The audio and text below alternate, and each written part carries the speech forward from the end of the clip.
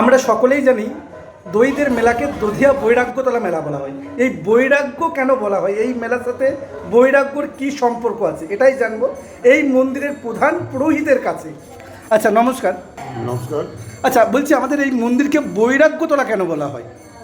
এই মন্দিরকে বৈরাগ্যতলা বলা হয় এই কারণেই, বাবা গোপালনাথ উনি সব কিছু ত্যাগ করে দিয়েছিলেন।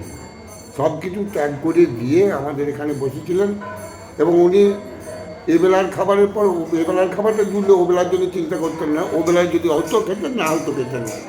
এইভাবে সেই সব কিছু ত্যাগ করে দেওয়ার জন্যে, ত্যাগ শব্দের অর্থ হচ্ছে বৈরাগ্য, সেই জন্যে এই মেলাভূমির নাম হয়েছে বা এই গ্রামটারও নাম হয়েছে দধিয়া বৈরাগ্যতলা এবং বৈরাগ্যতলার মেলা।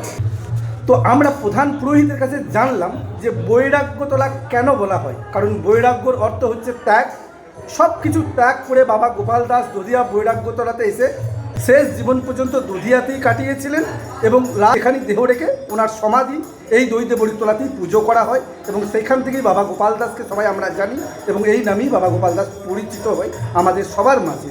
এইভাবেই সাথে থাকুন, পাশে থাকুন, সঙ্গে থাকুন। আসছি আরও অনেক কিছু বাবা গোপাল দাসের জানা অজানা কাহিনী নিয়ে।